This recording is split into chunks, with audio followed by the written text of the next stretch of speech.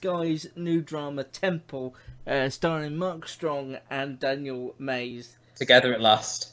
Yeah, who have been all over Twitter saying how wonderful this is. They feel like it's the best thing they've ever been in. This is based off a foreign show that was part of the Walter Presents brand a while ago.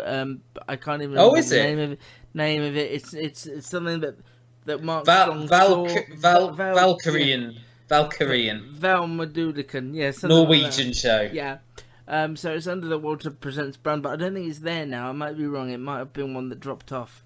But Mark Strong saw this and bought the rights and enjoyed the premise. And oh god, right, let's try and explain this the best we can. So a surgeon, Mark Strong, is working underground, literally, in the Temple tube station. Yeah. Working on the tunnels underneath Temple Station. Working on sort of the criminal world and people that can't get access to the normal medical facilities because of their past or what they're doing at the moment.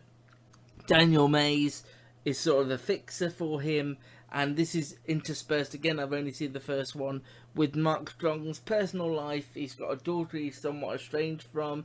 He's got a wife that we're told passed away. Yeah, we've got quite soon. From like a odd terminal illness, isn't it? That she herself was researching. It's played by Catherine McCormack. Yeah. His surgery is actually under Temple Tube Station, and Daniel Mays is playing like a British Transport employee.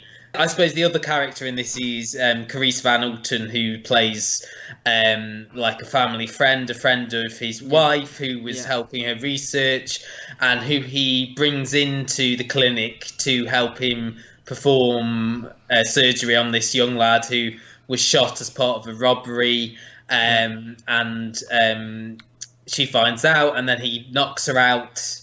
Oh, he wants to do a blood transfusion with her. That's it, isn't it? Because she's got the same blood type, and he knocks her out to get blood.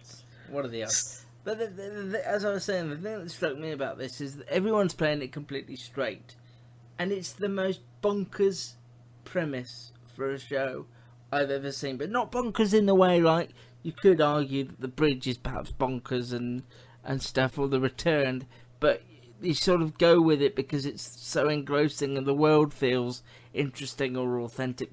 I felt cold throughout this. At no point was I, as I was with The Act and Unbelievable, invested at any point. I just thought, I'm watching this, I'm going to watch it because Matt's going to watch it, and that is the only reason. I thought it was diabolically awful. It was just, it was strange. It was a curio, I would use, you know. Who would I'm just curio. And the end of the, you know, because you sort of queued it up a little bit, the end of the first episode, you see that he is actually keeping his wife alive, and which, to be fair to them, I didn't see coming. No. I will argue. I sort of guessed towards the latter half when they were saying he was working overnight on a project, and I was thinking it was probably his wife still alive.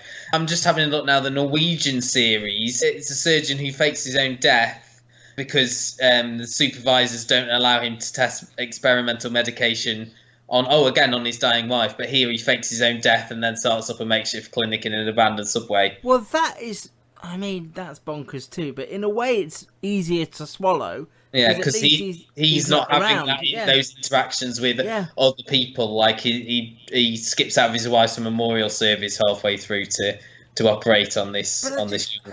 It fascinated me that somebody like Mark Strong, and even more so somebody like Daniel Mays, would read this script and go, yeah, this seems like the sort of drama we should be making in 2019. It just, I can't see where it feels like a late 90s sort of experimental ITV thing. It was just so bizarre. It left me cold, and I just kept looking at the time code about halfway through, going, not got long. I didn't find it that sort of strange. You know, I thought it moved along all right, but, you know, whereas, you know, The Act and Unbelievable have both stayed with me. This, I've struggled to remember anything. You better than me on the finer details and the blood transfusion and all that. That's because I've got the Wikipedia up in front of me. Take us behind the curtain. Oh God, this was bad. I mean, for me, it was probably one of the worst things we've had to sit through on the podcast. Just because of the talent involved, you expect better. I thought it was just awful. Couldn't wait for it to end, and it ended, and that's the best thing about it. I couldn't wait for it to end, and then it ended. Yes, and that was the best bit. Okay, so Temple is on Friday nights on Sky One, oddly, as well. You'd think it'd be a Sky Atlantic because it sort of looks. It looks good. It looks big budget, and it looks. Well, I suppose it's a British drama. Audacious, they have those on Sky One. But Save Me and stuff was on Sky Atlantic, so you'd think this was sort of weird. And the tunnel. And the tunnel, yeah, and particularly through half of it, he was in a tunnel. You'd think that would work for them, but no.